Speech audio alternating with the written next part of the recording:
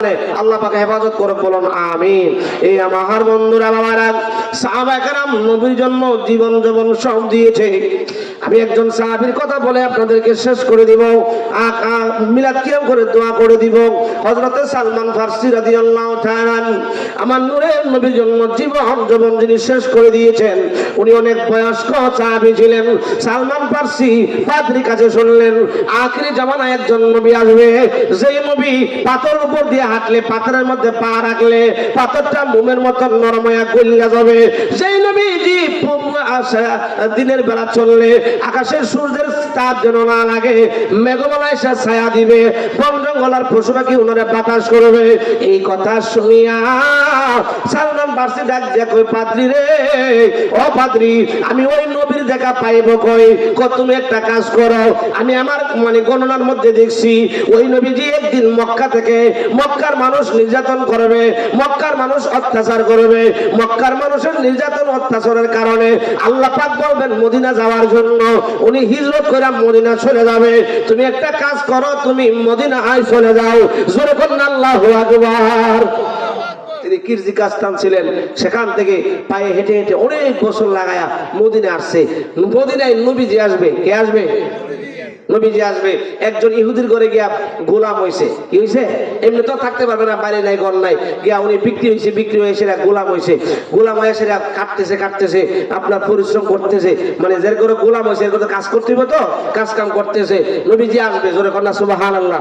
নবীর জন্য এত দেওয়ানা, নবীর জন্য এত প্রেমিক, নবীজি আসবে, নবীজি আসবে। অপেক্ষা করতেছে অনেক দিন চলে গেল। এবার হিজরত করে আমার নবীজি যখন আসলেন, আবু আইয়ুব আনসারীর বাড়িতে আমার নবীজি অবস্থান করলেন। জোরে কন্যা সুবহানাল্লাহ। যেখানে আবু আইয়ুব আনসারীর বাড়ি, সেখানে হলো আপনার মসজিদে কুবা। জোরে কন্যা সুবহানাল্লাহ। যে মসজিদে 2 রাকাত নামাজ পড়লে নবীজি বলছেন একটা উমরার সওয়াব। জোরে কন্যা সুবহানাল্লাহ।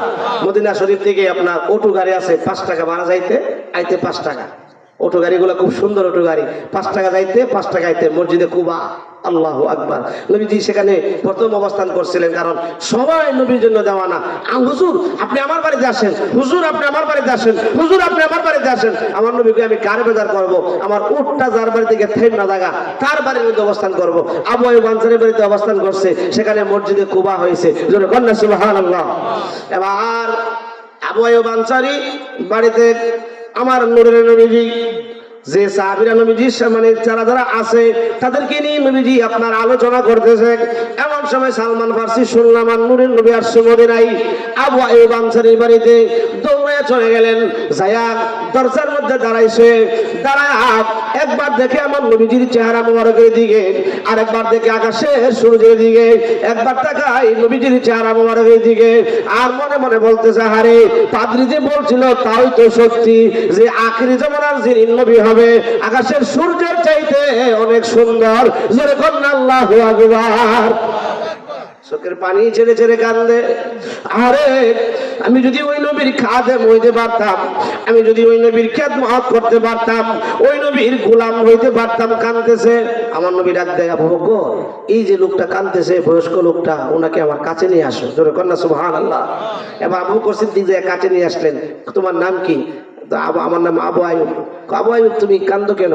আমি কান্দি এই জন্য, আমি কান্দি এই জন্য, ও ইয়া রাসূলুল্লাহ, ইয়া হাবিবাল্লাহ, নবী গো, অনেক বছর আগে পাদ্রীর কাছ থেকে আপনার সম্মান শুনেছি।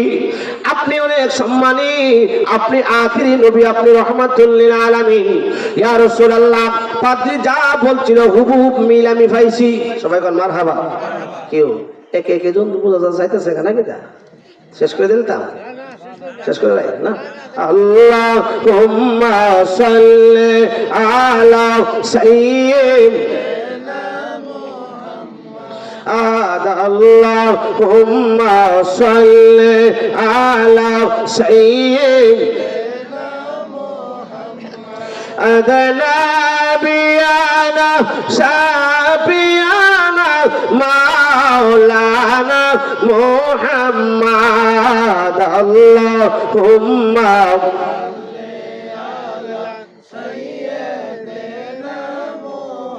সাত সমুদ্র 13 নদী পারি দিতে পারলাম না।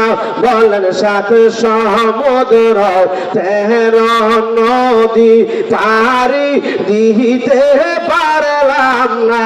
আমরা নূরের নবীর পাকড়া যায় আমার আর যাওয়া হইল না। আল্লাহুম্মা সাল্লি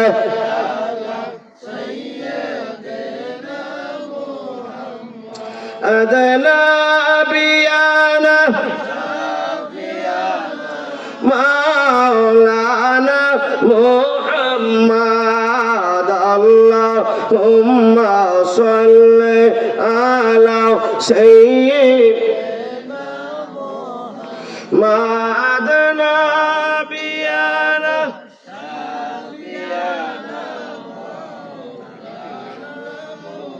সবাই কোন মারহাবা।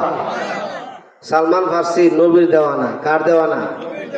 আপনি নবীর দেওয়ানা হয়ে যান, নবী আপনার জন্য পাগল পারা হয়ে যাবে, নবী আপনার দেওয়ানা হয়ে যাবে। জোরে কন্যা সুবহানাল্লাহ। আমরা নবীর দেওয়ানা হইতে পারি না, নবীর আশিক হইতে পারি না। সাহাবীরা নবীর কত আশিক ছিলেন।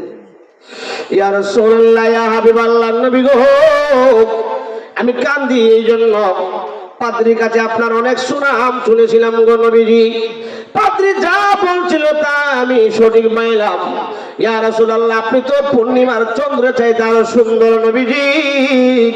আমি কান্দি এই জন্য, আপনি যদি আমারে আপনার গোলাম বানাইতেন, আমি যদি আপনার খেদমত করতে পারতাম, আপনার জন্য যদি আমি একটু সময় দিতে পারতাম, আপনার খাদেমগিরি যদি করতে পারতাম, আমার জীবন ধন্য হয়ে যাইত।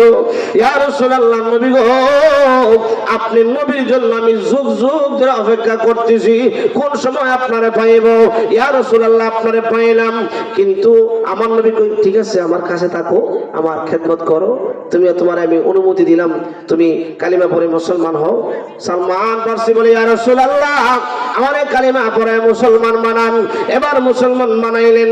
বানানোর পর করো নবী গো, ও মায়ার নবী, আমি তো আপনার খেদমত করতে পারবো না, আমি তো একজনের কিনা গোলাম, সে যদি আমারে আযাদ করে না দেয় আমি কেমনে আসবো?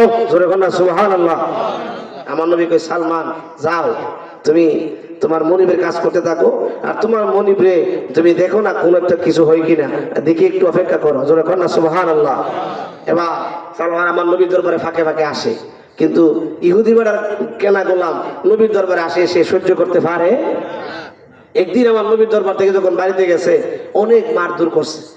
সালমান দেরি করে নাই, রাত্রের বেলা আমার নবীর দরবারে এসে কান্দে, ইয়া রাসূলুল্লাহ, ইয়া হাবিবাল্লাহ, নবী গো, ও মায়ার নবী, দয়ার নবী, ও নূরের নবী, ও রাহমাতুল লিল আলামিন, আমার মনিব আমারে মারধর করে আপনার দরবারে আসি বিদায়।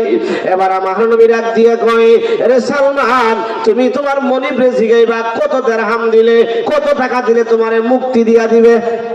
সুবহানাল্লাহ, সুবহানাল্লাহ। এখন সালমান ফার্সি যাইছে, খুশি হইয়া দৌড়ায় গিয়া কই, এই আমার মনিব, আপনি আমারে কত দিরহাম দিলে, কত টাকা দিলে, হ্যাঁ কত টাকা দিলে আপনি আমারে খালাস করে দিবেন? এবার সালমান ফার্সি কই, এই কথা বলার পরে ইহুদি বাটা কই, এমন সাওয়া সামু যেন মুহাম্মদ সাল্লাল্লাহু আলাইহি ওয়াসাল্লাম দিতেও না পারে, আমার কাছ থেকে নিতেও না পারে। তুমি আমার কাছ থেকে যাইতে হইলে 1 সের পরিমাণ স্বর্ণ দিতে হইব। কত সের? সেরের হিসাব 1 সের স্বর্ণ দিতে হইব। আর আমার খেজুর বাগানে খেজুর গাছ লাগাইতে হইব, ওই গাছের মধ্যে খেজুর ধরতে হইব, এরপরে তোমার তোমার আমি আজাদ করবো না, তোমার আমি আজাদ করবো না। সালমান কান্দে, আমার নবী দরবারে পরের দিন চলে গেলেন, যায় আরো বেশি বেশি করে কান্দে। ও সালমান কান্দো কেন? ইয়া রাসূলুল্লাহ, নবী গো, ভাবছিলাম আপনি নবী কিছু দিলে আমি তার কাছ থেকে আজাদ হয়ে আসবো, কিন্তু নবী তার যা চাই তা তো দেওয়া সম্ভব না। কেউ মুরব্বি চাচা দেখেছেন গা, বল শেষ করে দেবো। ও ইয়া রাসূলুল্লাহ, সে যা চাই তা তো দেওয়া সম্ভব না, বলে কি চাই? ইয়া রাসূলুল্লাহ, নবী গো, সে বলতেছে আমি যদি তার কাছ থেকে আজাদ হতে হয় 1 সের পরিমাণ স্বর্ণ দিতে হবে। ইয়া রাসূলুল্লাহ, তার বাগানের মধ্যে খেজুরের বাগান লাগাতে হবে, খেজুর গাছের মধ্যে খেজুর ধরতে হবে, খেজুর ফেকে লাল হতে হবে, এরপরে আমারে আজাদ করবে, এর আগে আজাদ করবে না। নবীজি গো, আমি তো বৃদ্ধ হয়ে গেছি, খেজুর গাছ লাগাই লাগাইলে কমপক্ষে 20 থেকে 25 বছর পরে খেজুর ধরে। আমি কোন সময় খেজুর ধরবে, কোন সময় আজাদ পাইব? আমার নবী কই অপেক্ষা করো, টেনশন করিও না, দেখি গনিমতের মালামাল কিছু আসেনি। সূরা কন্যা আল্লাহু আকবার। সংক্ষেপ করে দিলাম, অনেক লম্বা কথা। এবার গনিমতের মাল কিছু আসলেন, একটা স্বর্ণের টাকা আসলেন 100 লাখ পরিমাণ। এটা দিলেন সালমান ফার্সির খবর দিয়ে আমার নবীজি বলতে, সালমান নেও, তোমার মালিক তো চাইছিল 100 পরিমাণের স্বর্ণ, নেও স্বর্ণটা তোমার দিলাম। হুজুর এটা তো 100টা। জোরে বলেন না সুবহানাল্লাহ। এ সালমান, তোমার মুক্তির জন্য এটাই যথেষ্ট হয়ে যাবে। ইয়া রাসূলুল্লাহ, আমি মানলাম আপনি নবীর বরকতে এটা 100 টাকা 500 হইতে পারে, কয়েক মন হইতে পারে, মানলাম। নবী গো, কিন্তু তার বাগানের মধ্যে খেজুরের গাছ লাগাতে হবে। আমার নবী কই, ওই যে খেজুরের গাছগুলি আমি কিনে নিয়ে এনেছি, এই গাছগুলি আমি নবীজি লাগাইয়া দিব। সুবহানাল্লাহ। আমি নবীজি তোমাকে নিয়ে লাগাইয়া দিব। ইয়া রাসূলুল্লাহ, লাগাইলে কি হবে? লাগাইলে তো 20-25 বছর পরে খেজুর ধরবে।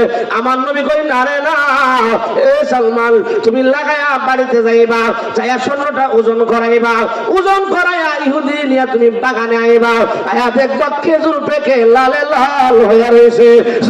আল্লাহু আকবার। সালমান ফার্সি কই, হুজুর এটা কেমনে সম্ভব? জোরে কন্যা সুবহানাল্লাহ। আর জোরে কন্যা সুবহানাল্লাহ। এবার সালমান দৌড়াইয়া গেছে, যায়া আপনার খেজুর বাগানের মধ্যে আগে আমার নবীজিকে নিয়ে খেজুর চারাগুলি রোপণ করলেন। নবীজি হাত মোবারক লাগাই দিছে, আর সালমান ফার্সি খেজুরের গাছগুলি লাগাইয়া বাগান বইরা লাগাইয়া আমার নবীজি চলে আসলেন। আর সালমান ফার্সি যায় তার মালিককে বলতেছে, মালিক তুমি তো বলছিলে স্বর্ণ দিতে হবে 100, তোমার বাগানের মধ্যে খেজুরের গাছ লাগাতে হবে, খেজুর ধরতে হইব, সব কিছুর ব্যবস্থা হয়ে গেছে, ওজন দাও। কত বেটা? 100 টাকা হলে এটা কি 100 ওজন হইব? আর